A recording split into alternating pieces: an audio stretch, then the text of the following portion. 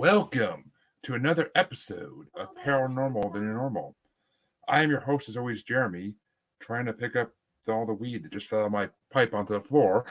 And I am here once again to try to make the world seem a little more normal. But as always, that's a hard stretch. And today, I don't think we're going to do that, honestly, but we'll try.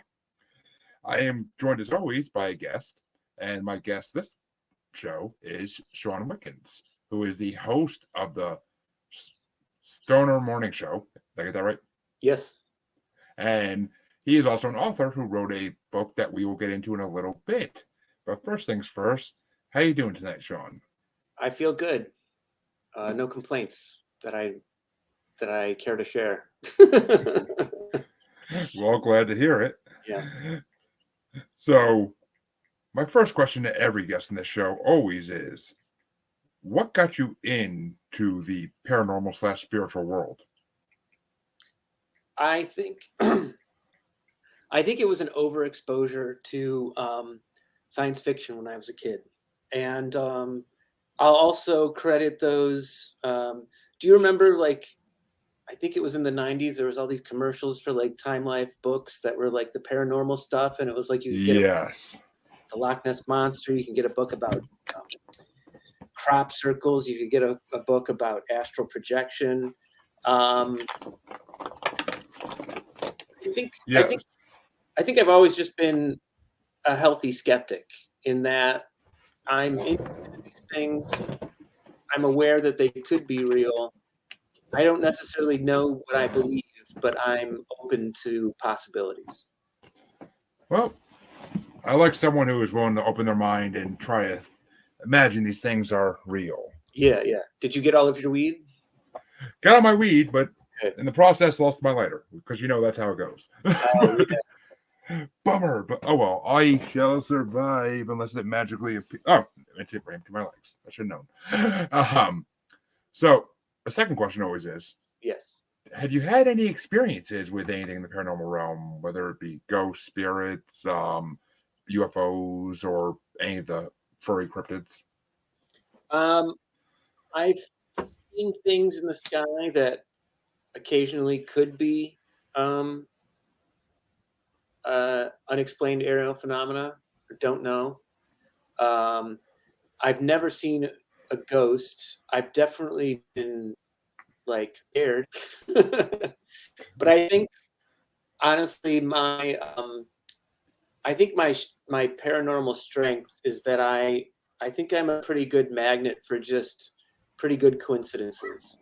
I wouldn't call myself a psychic, but I've had enough friends tell me that I'm somewhat of an accidental mystic that I'm like, I might as well just start believing that. You know what I mean? My last name is Wickens, not spelled like Wiccan, but it's close enough.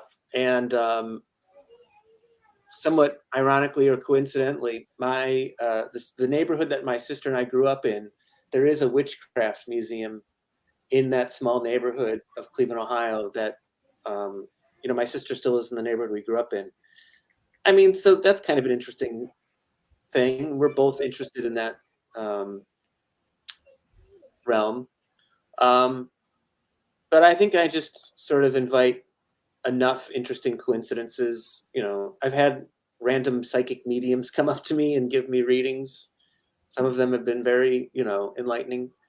So, and I think I'll share one last interesting anecdote, which relates to the book that I wrote. That will be well, I proofread it too, but I'm also a comedian, and I've written jokes over the years that have somehow ended up coming true. And I'll share with you one example. I used to tell a joke that I don't meditate, but I do visualize myself telling people how much meditation has changed my life, which is kind of the same thing. Yeah. But now I do meditate, and I do sometimes share that meditation has improved my life and existence. So Um, I'll tell you. I've been told so many times that I need to start meditating to start unlocking things in my brain can do that I don't know they can do, right. and I, I find it so hard to slow down and find the time. Like it's just the biggest thing. Oh, I And get it. most people think like, oh, you're a stoner. You think you'd be sitting around all the time just doing nothing. I'm like, that's not the case. If I'm smoking, I'm doing something while I do it. But Well, we can talk about meditation a little bit because I do think I have some small pieces of advice that do help people. Some of it's personal, but some of it is also, I think, applicable to other people. Um, I, in some ways, I planted the seed to be a frequent meditator years ago. I used to be a residential window cleaner here in New York City, all uh, right, which I wasn't always out. It's kind of an interesting job because I wasn't always out on scaffolding on the outside of buildings. Sometimes we were, but it was really more so we were in people's apartments, the windows tilted in. mm-hmm. It was a different danger because I mean you could knock over somebody's priceless statue. You know what I mean? Yeah, Um, but it was just mindless, repetitive work, and I think when I made the choice to start meditating, I think I was able to do it because that job provided hours and hours of accidental practice. makes sense. I mean, it in a way that definitely makes sense. So Yeah. And I think the strength of it really is that, I mean, just recently I realized even when I try to meditate for 5 minutes and I can't do it very well, a lot of times, I guess I cheat. I listen to guided meditation stuff on YouTube. That makes it just easier for me. But if I do a 5 or 10 minute meditation and I feel like my mind was wandering and I wasn't really relaxed and in the moment, I at least tried, and I never have an experience that's so negative that I have quit. I've still stuck with it. So, in some ways, the difficult moments of trying to meditate makes you stronger for doing it when it works. Um, yeah, I get that. It makes you know, sense. I mean, I just got maybe I should try the YouTube thing with the guided meditations. I even have a few websites that past guests on the show have given me like their site and told me like there's a few free ones on there if you want to check them out, like and try using them. But do you have trouble sleeping routinely? no, I sleep like a freaking rock every night. I mean, I'm usually stoned, but or drinking, but yeah. I'm a pretty good. I'd call myself an A+ sleeper as well, but I do often listen to stuff at night to help me sleep, and I think it helps me in those moments when I'm awake and I'm listening to guided meditation stuff. So try listening to stuff at night. Maybe it might sort of click with your subconscious to make you um, more ready to do it when you're awake. Yeah, all right. I should, maybe I will. Maybe I shall. Yeah. Which I mean, I'll have to find a way to do it because my wife would kill me if I had that stuff playing while she's trying to sleep. But I mean, trust me, you don't disturb her sleep or you get the claw. But Yeah. Oh yeah. I'll also share that I have no I guess metaphysical diplomas or you know what I mean, like yeah, credentials. I don't know. I'm just yeah, I'm a hippie stoner too. I mean, there are diplomas in the metaphysical, but I mean, you like a lot of diplomas, having one doesn't make you an expert. It's usually doing something. It's doing something that makes you an expert or That's practicing something. So, that's I mean, it's not like you need a degree for that. no. Most people I know just started doing it themselves and they became masters at it over time. But you mentioned it, so let's talk about your book that's coming out. Sure. Well, it's already here, Oh, okay, I did. which is very appropriate because it's called Time Machine Blueprints. And I swear this is a magical book. It has changed my life since putting this out. Months ago, I got stoned, and this already, I had already for some reason started thinking about time travel. I don't know why. Um, just to entertain myself during lockdown, I suppose. But one evening I got stoned, and then I woke up the next morning and I had bought in the domain name Time Machine Blueprints, which I was amazed was available and I was also like, somebody should have that. Why not? Somebody should own it. And for months or weeks, I didn't know what I was going to do with it. And then I realized after getting stoned some other night, I could self-publish a copy of Time Machine Blueprints on Amazon, and the first edition is blank. It's a and it says right on the cover, first edition.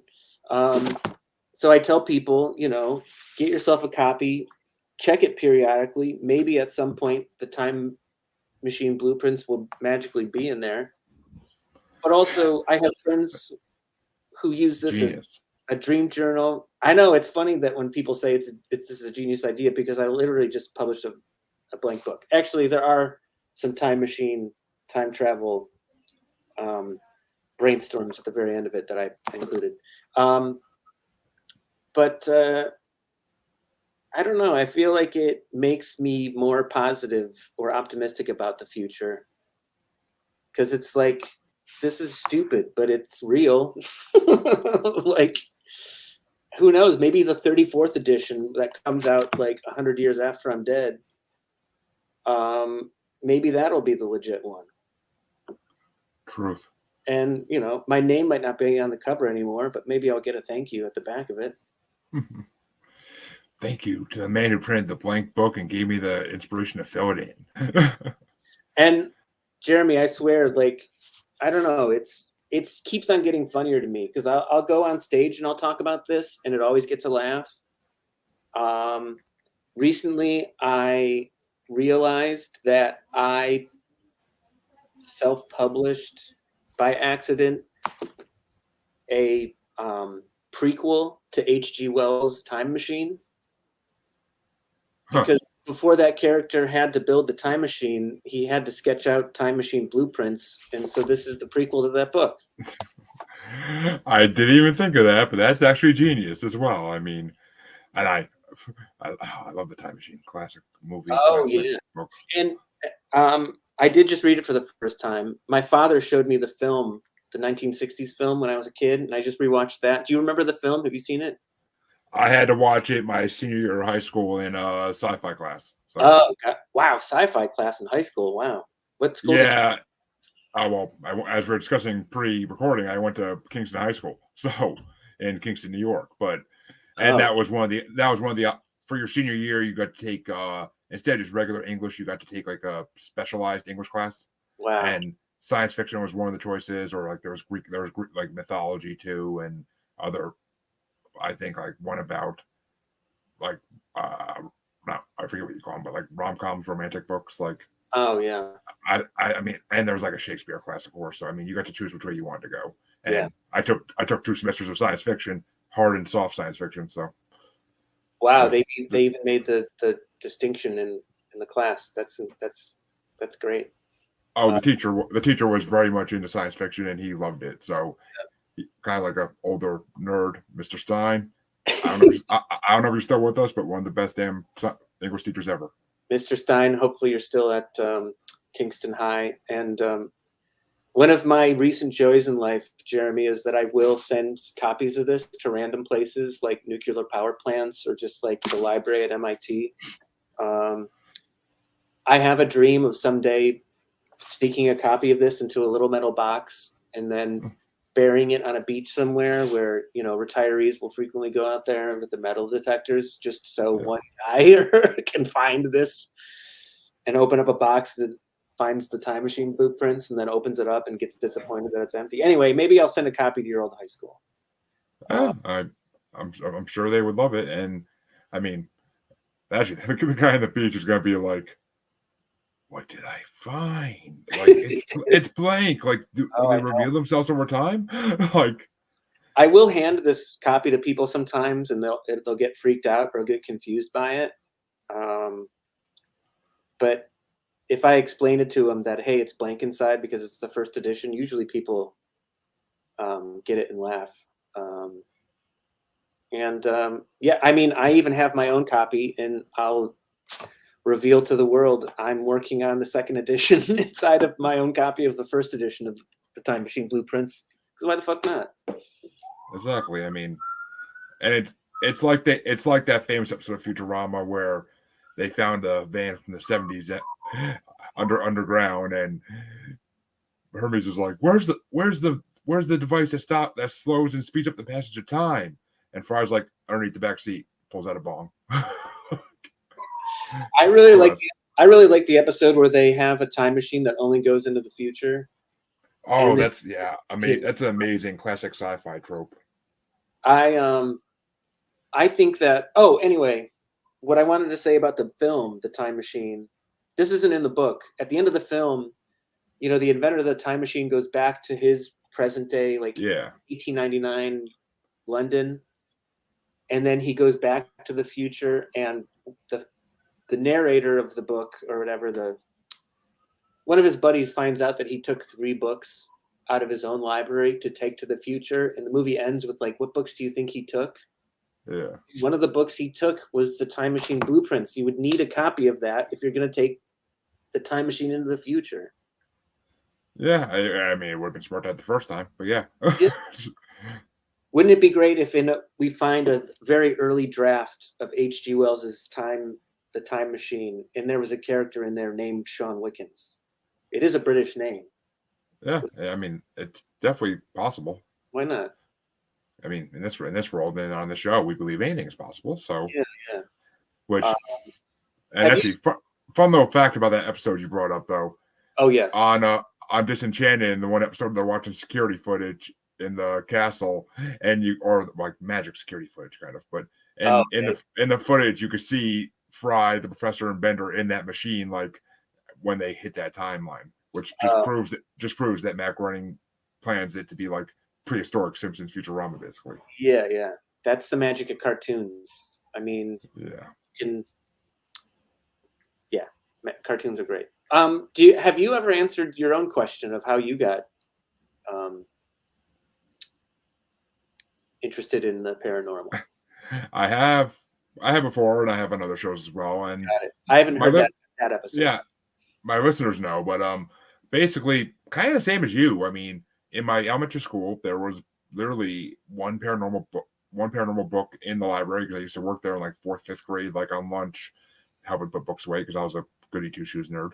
But I mean, and I love books, so I like getting to see all the books I put away was like awesome. I would actually sit there and like read like half a book while putting them away. But there was one book that was about I don't even know what it was called. It wasn't called Paranormal or anything, or Crypt. I don't even think cryptid was in the title, but it was Bigfoot, Loch Ness Monster, all the aliens, like all the classic paranormal stuff that people talked about in the 90s. Yes. And at the very end, there was a little section on living dinosaur possibility, and all that piqued my interest. And growing up, I watched Mysteries and Monsters in America and Monster Quest and all those shows as well. I mean, I hate all the freaking ghost hunting shows because most of them are so fake. But I mean, I watched all those shows growing up too, and just I always had an interest in it. And then a podcast called Monsters Among Us that I found in 2016 or 17, whenever I found it. It was like in the 3rd season when I found it, but it made me fall in love with paranormal again, because it's just regular people like me calling in their paranormal experiences to this podcast, and the host just playing the call and then giving like what he thinks about it. And it's got a huge following now. He was actually on my show back during the summer, and it was an honor to have him on. But Derek Hayes is a podcast OG, but he got into it before the pandemic, like a lot of people, including myself. But I think that my interest and fascination with Bigfoot is probably all because of like Chewbacca. I was a Star Wars fan when I was a kid. I mean, in some ways, like when people tell me or share that their belief that Han Solo is the coolest character in the original trilogy, I really feel that Han Solo is as cool as he is because he has Chewbacca with him. I mean, Chewbacca just makes Han Solo cooler. If he was by himself, or if he was just with another guy, he'd be a punk. He would just be a punk. Yeah. But no, he is a cool, awesome space dog. That's right. Who vouches for And it's like, Yeah. Chewbacca's around there, he's strong as fuck, but he's also cuddly. He's giving out hugs. You One know of what the I only mean? one of the only creatures to be in like seven out of like 11 movies. Right. Like it was, but and I mean Chewbacca, what a Wookiee. But Exactly. and I mean, well, okay. My personal opinion, the coolest character of the original trilogy will always be Darth Vader because Darth Vader is metal as shit. But Oh, sure. I mean, Chewbacca's a damn close second because he is awesome and just the comedy that can go back and forth between Harrison Ford, I almost said Harrison Solo, between Yeah. Harrison Ford and I want to say Kenny Rogers, but I could be wrong. I forget who did Chewbacca, but Yeah. I know Kenny Rogers is C-3PO, wasn't he? Yeah. I hope they make a Solo too. Why not? Who cares? I'll watch. I would be down for it simply because I want to see an expansion on spoilers, but it came out like 6, 7, 8 years ago, so whatever. But I want to see a continuation about Darth Maul mainly. Oh, sure. Yeah. Because any real Star Wars fans know that Darth Maul is the coolest one of the top 3 coolest characters in all of Star Wars. He's pretty because badass. he is in every iteration of Star Wars besides the original and sequel. Yeah. In all the TV iterations, he's in it at some point because his storyline never ends from Phantom Menace on to freaking till he actually gets killed by Obi-Wan in the desert right before New Hope. But oh yeah. And I mean, the fact that Obi-Wan kills him again is just poetry. Yeah, I'm a fan. I'm not a hater, and if that makes you angry, you can I don't know, send me a message on social media about it. I guess all right. The last thing I'll say about Time Machine Blueprints is that in some ways this did come about because even before I bought the domain name, even before I came up with the idea of putting out a book, I was thinking about time travel. And you know how you're well versed in science fiction. You know how people have said in the past, well, we don't have time travelers in the present because we need to build some sort of bridge that they go to or they can arrive to, whatever. We haven't built that yet. And I was hanging out at home, stoned again, and I was thinking about that theory, and I thought to myself, what if the device isn't like a Stargate? What if it's just we have to build a civilization where everybody feels safe and welcome? You know what I mean? Because it's like there's a lot of points in the past in history that you kind of wouldn't want to go to because you'd be seen as like scary or like, people were just less tolerant in the past. Yeah, I mean, you wouldn't want to. I mean, and you wouldn't want to show up along like when human beings were like the Eloys and just did nothing and would try to kill you immediately. But yeah, and I mean, if we had somebody from the year 3000 just pop into reality here in 2023, I think most of us would probably freak out or not believe them or, So in some ways, I think we need to like band together and just sort of like make a better present.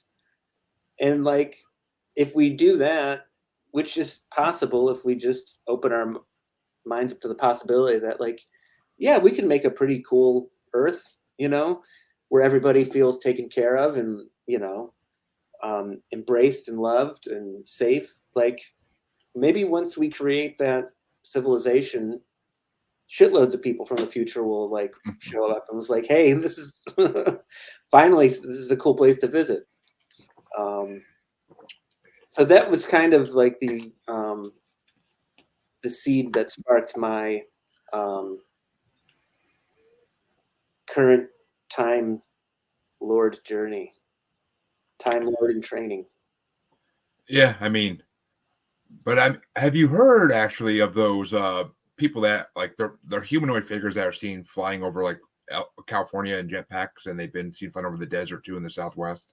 No, Like they wear all silver suits and they have a jetpack attached to them, and they're seeing a lot actually over the last like 10-ish years. just like someone look up like by airports a lot of times as well, and it's been hypothesized by a lot of people that maybe those are time travelers coming in, and that they come in, and I think they just can only stay for like a little while. Like I think it's that they just discovered how to do it, and they have to just go in and stay as long as they're able to, and just check things out, and then go back and report. I mean, if I was from the future and I was wanting to check out 2023, I probably just wouldn't pop in and walk around. It's like being in the air, like droning above everything is probably the safer way to do it. So, I mean, maybe there could be time travelers walking around now all the time. They're just wearing like sort of like, cloaking devices so they can't be seen, who knows? It's very possible. I mean, there's the whole Glimmerman like slash predator type spirit or cryptid that people have reported all the time, like in the woods. They've reported seeing it like in their house, and it basically looks like the Invisible Man, like in the newer movies. They could basically this looks like someone's wearing an invisibility cloak, Right. It's weird because I mean a lot of people think it's extraterrestrials and that the government's now training with it because they got it from extraterrestrials, but because funny story, I actually heard this on another podcast too.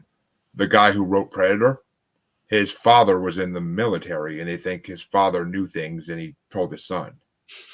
So, I mean, and that's what he wrote the movies on, is that idea that there's these creatures that exist that could do that. Right. But I mean, it's a theory, but I mean, it's kind of there are actual like facts right there that point to the fact that could have happened. Like it really could have even, but it's creepy. I mean, I wouldn't want to see something. If I see all of a sudden like a little piece of that freaking air in front of me start shimmering, I'm gonna literally freak out probably. Yeah. Like I would move. That's Matrix theory stuff right there. That makes me shiver almost. But I don't want to share too many things that'll make me sound insane, but I don't know. I'm a stoner comedian. I don't know. I like to think about the future. I like to fill my mind with good thoughts. I sometimes, because why not? We're here to have fun. You know what I mean? Like, I sometimes prepare myself for the possibility that somebody might just warp into existence in front of me, say something weird or, you know what I mean, or freaky, and then just like pop back out of reality. Because maybe we should encourage ourselves to be ready for something crazy like that happening, because the more people who are ready for it, maybe it'll happen. Yeah, imagine all of a sudden someone just pops into being in front of you, and they literally just go up to you and whisper in your ear, "Moist," and then they pop back out again. That would be the funniest thing. That'd be the funniest thing ever if they did that, like as an ongoing sketch on some show. Why shouldn't there be a time travel hidden camera prank show? I had a great thought and I lost it. Maybe I'll get it again. Well, as a stoner, I understand that 100%. Yeah. But we were talking about Bigfoot a minute ago, and oh yes, I'm kind of curious on if you have any ideas on what Bigfoot could possibly, like, what do you think Bigfoot is? Because it's pretty well known that they basically exist, but it's more a good debate now of what is it that's existing. In some ways, I am so pro the idea of Bigfoot. I kind of want him to be real, but I also, or them, I want big feet to exist. But I feel maybe we shouldn't be looking for them, because if they don't want to be hidden, maybe we should respect their wishes and just not look for them. So, but I do kind of want to know if they're real or not. So I came up with a documentary idea where I take a bunch of friends in the woods and I tell them that we're not going to look for Bigfoot, and we just hang out. And then if it seems like we're talking about Bigfoot too much, or we're just wondering about him, I sort of like cancel the trip. And I'm like, we're going back into the city. We can't look for Bigfoot. We have to be out here not looking for Bigfoot, because maybe then that's when Bigfoot will find us.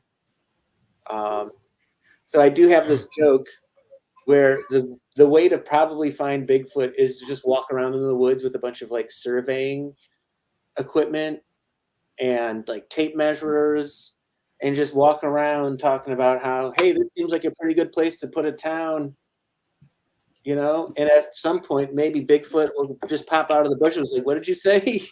You have too many towns. You don't need a town here, you know? Yeah. So I think we shouldn't be looking for Bigfoot. And then maybe that's when Bigfoot will find us.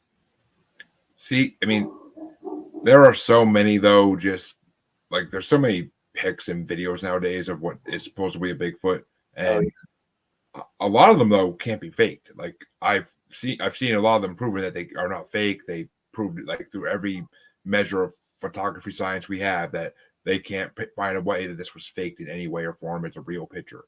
Right. Which, I mean, I 100% believe in Bigfoot. My listeners know that, but it's just a matter of, I mean, and I definitely don't think we should be hunting them. I'm 100% against that because that's stupid as hell. No. But should we be looking for them? Yes. Certain people who are cryptozoologists by trade, and they actually studied it and learned how to do it and spent a lot of time in the field trying to find things. They should be the ones looking for it because at least they have the right goal of it. They're not trying to exploit it or capture it. They're just trying to prove it exists. Right. I know this. I shouldn't say no for sure, but I have a pretty good feeling if we ever meet aliens, we can probably ask them if Bigfoot is real, and they'll be like, yeah. Like maybe that's the first thing we could ask them if, you know, hey, can you fix global warming? And also, can you introduce us to Bigfoot? Why not? See, well, one, they're going to say right away, like, global warming, that's been going on Earth since the beginning of time. It just goes through cycles. Sure. So they're going to say, we can't do shit about that. That's your problem. I think they can fix it. I don't know. I think they can. I give aliens a lot of credit. Why not? I do too, for a lot of reasons, but I watched some space documentary recently. I think it was like on some BBC thing that was available on Netflix. But they were talking about how the universe is expanding, and galaxies, and the universe is expanding and it's accelerating, and eventually the galaxies are going to be farther apart, and they're going to be traveling so quickly away from each other, it will probably be impossible to reach other places. And in some ways, I felt like that's a self-limiting belief on a species level. Because it's possible, I don't know, 1,000 or 2,000 years in the future, maybe we will master interstellar travel, and maybe the fact that it's going to be harder to reach these places and we will be able to do it, it's just going to be then more of a triumph. So God bless weed. I really feel like, and meditation, because I don't know. Amen. Like, I kind of feel like I do think a little bit, I don't know if I should say more efficiently, but I feel like I'm less, I succumb less to like thoughts of like shame and self-loathing, and I think it helps me to think more optimistically about the future. You know what I mean? Does time travel sound cool? Yes. Would I like to experience it? Sure. If I don't get to, will I feel like my life is a waste? No. I got to put my name on a book that, hey, maybe future generations will find this and be like, I think I can work on this. I think I can tackle this problem. So I think it's I think we shouldn't bog ourselves down with like thoughts of how shitty the world is. I mean, yes, there's shit in the world, but I think we're also capable of doing some pretty incredible things. So that's kind of why I put this out there as well. Yeah, I mean, I agree as far as all that. Pretty much everything you said, I agree with. But as far as Bigfoot goes, Yes. All right. and, Let's get back to that. no, no, it's all good. Global warming is a good topic to get on always. But as far as Bigfoot goes, I mean, I have a theory. In the last podcast where I told this theory, like she literally had her mind blown for like 2 weeks after it, like trying to, like she kept adding more things to it and finding more like lines that connect in it. But I have a theory that Yeah. Earth is a alien prison planet that was built by aliens. Yes. And then basically it's built by aliens, and at that point they start putting all their they have like a UN or a dupe, if you want to go back, keep going Futurama references, but or Galactic Council, whatever you want to call it, and it's just basically all the different species, and any species that they deem is too dangerous, they put on Earth. Hence Bigfoot, hence sea/lake monsters. Yeah. Hence, I mean, sharks. Alligators, polar bears. You don't want to fuck with a polar bear. I see certain things like polar bears. I can't add to that because it's just they can prove where that came from in evolutionary stances. But I mean, like Bigfoot's like the Bigfoot and Dogman are like kind of the centerpiece of it all, because that will explain where both these species that have tons of encounters reported for both of them. Like even if half of them are fake, it's still a lot of encounters. Right. And it just would explain all that. It would explain a lot. I mean, I'm not gonna go fully into it again because my listeners have heard it, but Got it. Basically, but it also explains why there's UFOs, because those are wardens that watch over Earth. Sure. Or tourists to check out the zoo exhibits. Exactly that. Exactly. I mean, exactly. That's the point as well. But I mean, it's just and like the last podcast I told this from Be Afraid of the Dark podcast. She literally like 2 weeks later I was on another show with her, and she's just like, I'm still adding things to your theory that make sense. And I was like, see, I knew I was onto something. But I mean, it just wouldn't make sense, honestly. Yeah. Or the other way that theory can go too, really just quickly, is instead of them building Earth, they found Earth and they killed off the dinosaurs so that they could put prisoners here. Well, it's nice that they got rid of the dinosaurs, because we'd be fucked even harder if they were around. So. Oh, they missed a few if you talk to people in the paranormal world. Yeah. But I mean, other than that, I mean, yeah, it's very true. I mean, yeah, it could be true. We don't have to worry about walking down the street and getting mauled by raptors, which is, I mean, knock on wood. That's pretty. So they did something all right. If you lived in the jungles of Chile, you would not be saying that probably. But maybe not. Maybe I'll visit someday, but I don't know if it seems too scary. I might not want to go there. But I'm not the guy who wants to discover dinosaurs on Earth. I mean, if somebody has discovered dinosaurs on Earth, they probably have been eaten. So I think time travel is a little safer. I will share that I have friends who have said, hey man, you can't be fucking with the timeline. You might be inviting some pretty bad like paradoxes or something like that. And I don't know if I think it's also a self-limiting belief that if we fuck with the timeline, we're going to break it, because I'm not a physicist, but we can manipulate gravity, but we can't break the equation of what gravity is, like 9.8 meters a second squared or something like that. We can manipulate light, but we can't alter the speed of light. You know what I mean? And so I don't think, if we can't break the rules of physics, I don't know if we can break time either. So I think it's a perfectly fine thing to experiment with. But I could be wrong. I may have doomed us all. So I mean, Apologies in advance. I mean, I'm not sure. The butterfly effect could be a really true thing, and I mean, it really could. It depends if time is singular or if it's cyclical, Sure. or I mean, there's a But lot of different. What we don't know how time is. That's the it's problem. true. But the butterfly effect theory didn't come from time travelers. It came from people who can't time travel. Um, True, but I mean, it kind of makes sense. I'm very well aware that any advancement in civilization, it does lead to disaster. Mary Curie died of radiation poisoning. Early early pilots died. Astronauts have died. Um, you know, I don't know. Maybe AI will figure it out. Probably, Yeah. probably, and that's when we're doomed. But so let me ask you this though: what's your theory on aliens?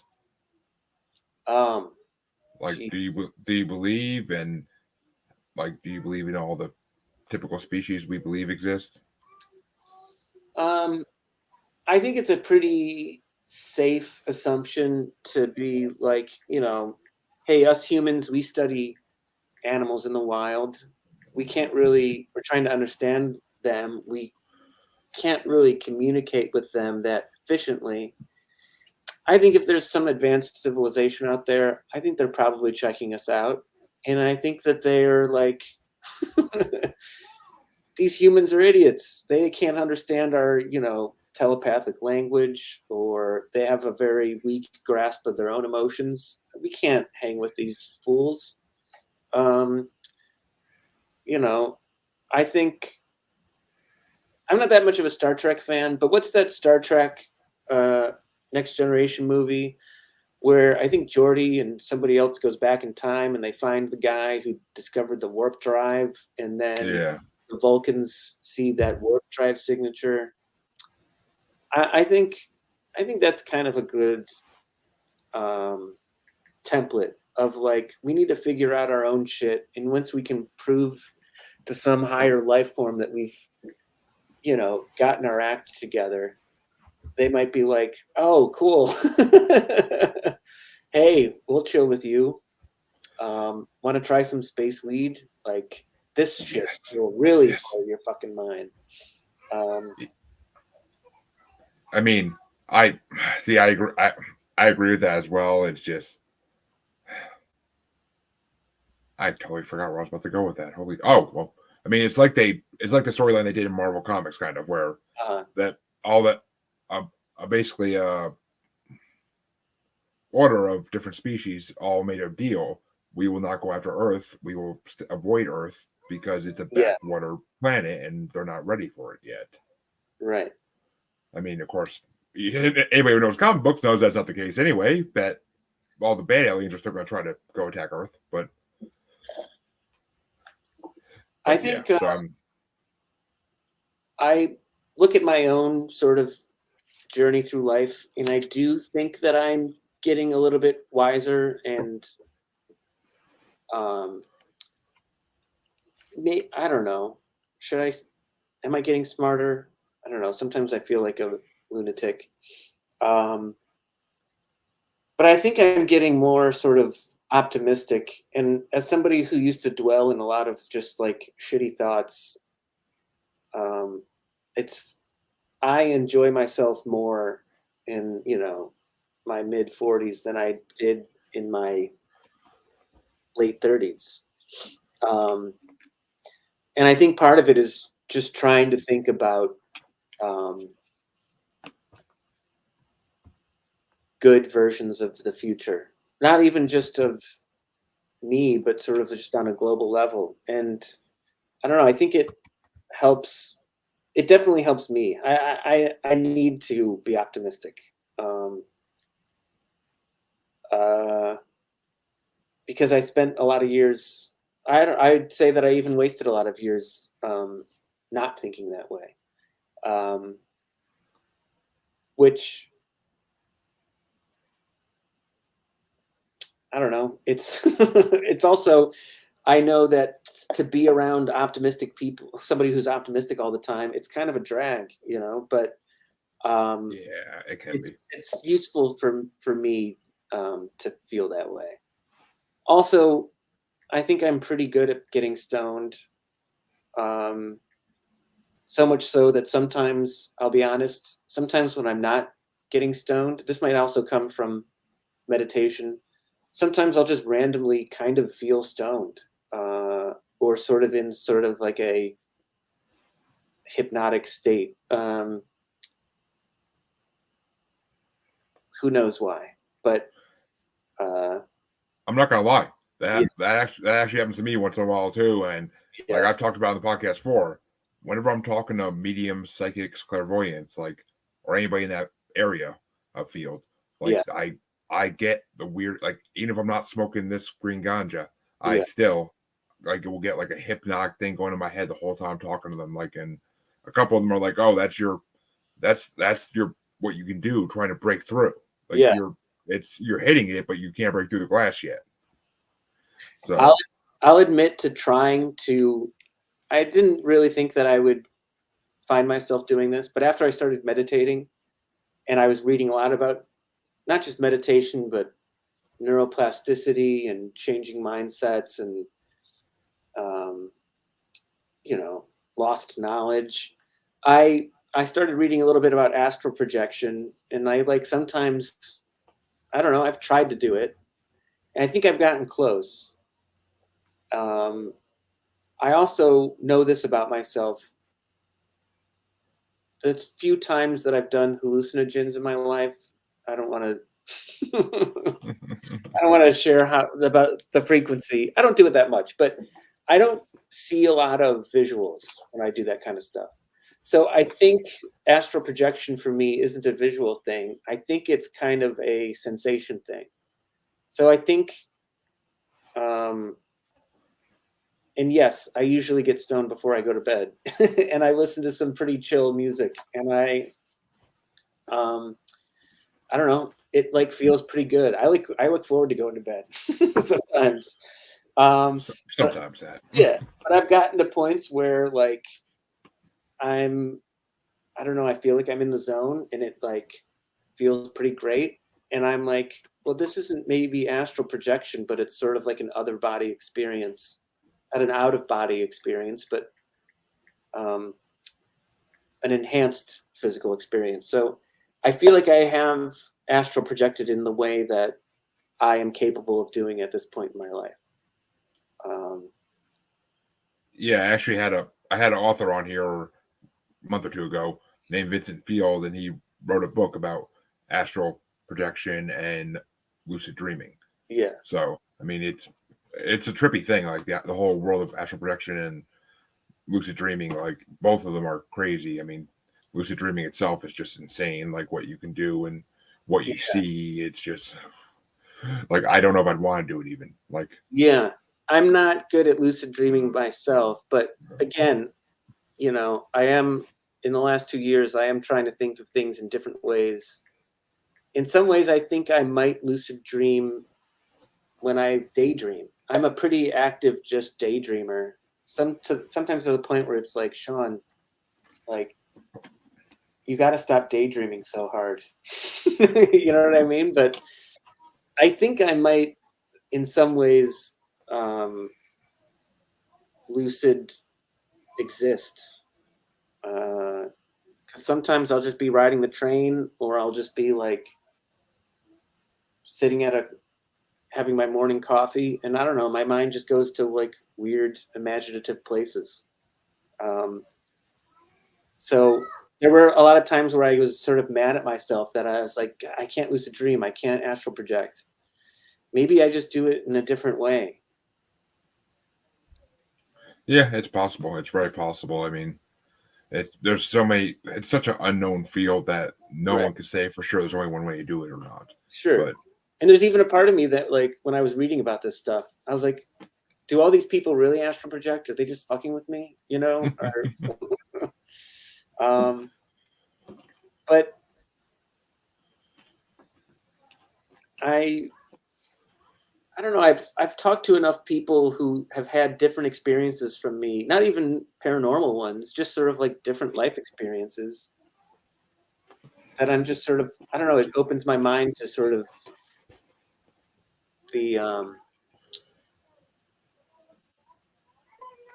the obstacles that other people have overcome, and the different ways that other people have grown. It's sort of like, why shouldn't I why should I doubt when somebody says that they astral project, or they are a psychic medium, or they really hear, um, what's up, Greg Kos or Kos? Uh, What's going on, Greg? Greg Kos guy. I mean, who am I to doubt people's statements about how they go through and experience life? You know what I mean? Like, I've seen like those kinds of things where psychic mediums are debunked, you know what I mean? But I've also had Yeah, experiences where I've talked to people and, you know, they have said some things that are shockingly like relevant to me. I've also spoken to a psychic medium who shared some information. It didn't make sense to me. I called up my sister. I was like, "Hey, listen to what I just heard," and it completely made sense to her. So, um, yeah. I mean, yeah. And I actually had a guest on as well who she wrote a book about how to tell the difference between a fake and a real psychic slash medium, right. and like, I think it's called the Yellow Brick Road to Psychics. But That's a good title. I mean, it's there are fake ones out there, but there also are a lot of real ones, and I honestly don't think any of them I ever had on my show are fake. I think they're all very real, and they can do it because I mean, a bunch of them told me something at the end of the show off air, or even on the show. A couple of them told me something, and it's just like, ow, ow. Do you know that? Ow. Yeah, yeah. Like, it's kind of wow, but it blows my mind. But why don't you tell us about your podcast in the last few minutes we got here? Oh, sure. So a while back I started a podcast with some friends called Stoner Morning Show. It's, just stoners hanging out and talking about stuff, and it's kind of a little bit been on hiatus, but I still do some uh live shows in the city here. I helped put together I mean, the fact that weed is now legal in New York State, it's pretty great. Oh, Um that's true. Yeah, I yeah. forgot I about that. mean, uh there's some growing pains. There's definitely some legacy um, cannabis professionals who feel that they're a little bit boxed out of the game at the moment. But we got to be optimistic that we'll push forward. And anyway, I I do a lot of over the summer. Myself and some friends put together a Finger Lakes Cannabis and Music Festival. I do a lot of 420 friendly shows here in the city. We're doing one this Saturday, January 21st. You can find information about that at Stoner Morning Show on Instagram. We do it once a month, and we're hoping we might actually do something up in Kingston, New York pretty soon. Um, but it really is all about chilling in a different way. And, you know, I'll be honest, when I get stoned in my living room and watch TV or movies, like, I usually don't not enjoy things. Like, even if I'm watching some show that a bunch of people are like, "Oh, that show sucked," I'm like, I don't know. Like, people hated the Thor movie that came out over the summer. Love and Thunder. Yeah, I love that movie. I loved it. I thought it was great. I also saw it stoned, and like, I mean, it's just easy to enjoy things when you're zonked. So Stoner Morning Show, we've done a lot of live streaming stuff. Oh, we'll probably do some more of that pretty soon. But it really is right now. We're doing a lot of live events, and it's really about trying to be more optimistic in a room with a bunch of other people who are trying to be more optimistic and laughing and enjoying the night. And it's been, you know, I've had so many revelations in the past 2 years, Jeremy. One of which is that for years I was a struggling comedian. Now I like to think of myself as more of an emerging comedian. And I really don't think that I live to do comedy. I think I do comedy because it helps me live in a different way. And it's easy to get, it's easy to sort of beat yourself up about artistic endeavors not being at the level that you want. But honestly, I feel like lately, in me trying to create stuff, even in just putting out this book in the last few months, my efforts with the Time Machine Blueprints, my efforts with like doing comedy shows, it enriches my life, and I'm enjoying my life when I'm not on stage to a level that I think it makes the times that I am on stage that much better. I'm not running for president, but I do want people to buy this book because I think it's helpful to have something like this that you can write down a lot of crazy, wild dreams in. Well, I will say it's a genius idea. I mean, just the idea of it, and I like the idea that it could be used for anything, really. It could be used, like you said, for a journal / diary. I think the Buckland Museum of Witchcraft in Cleveland, Ohio, I heard a rumor they're using it as a guest registry for people that they've given tours to. Interesting. And if they're not doing that, I also know of somebody else who has it in their Airbnb, and they have it there for guests to sign. So I've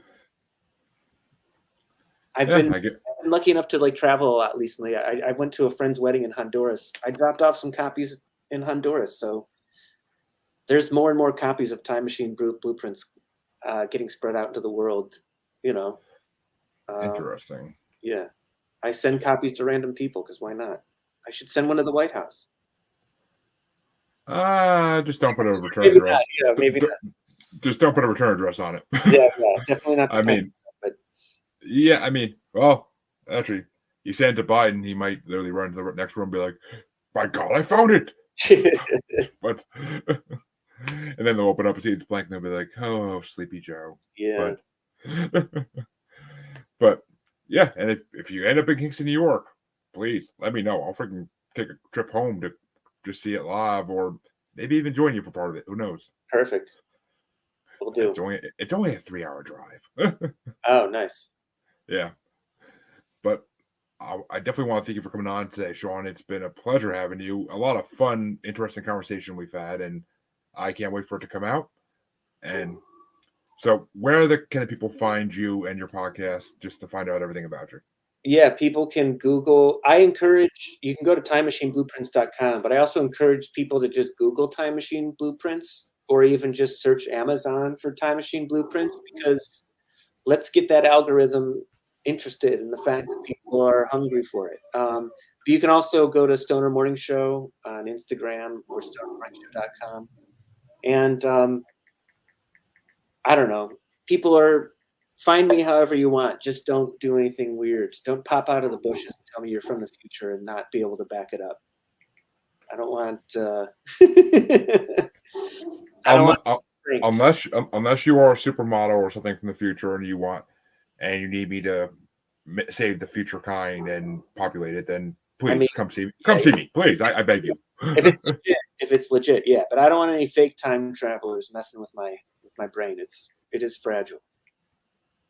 That is true. That is very true. Yeah. Well, once again, folks, go check it out. Go check out Time Machine Blueprint. Go check out his podcast. Check out everything. This man's funny, and you'll enjoy it. I'm definitely going to be checking some of it out. And all my listeners know you can find me on Facebook as Paranormal the New Normal / Maniacal Music Musings podcast with an S group. You can find me on Twitter and the Gram as @Juggalo Bastard. You can find me on TikTok at Juggalo Bastard Podcast. And you can find me on YouTube just by searching Paranormal the New Normal. I want to thank Shawn for coming on once again. It's been a freaking honor to have you on. And thank you, Jeremy. And maybe we'll have to have a part 2 someday and continue the conversation. But yeah, there's going to be a second edition, so it'll be out there at some point.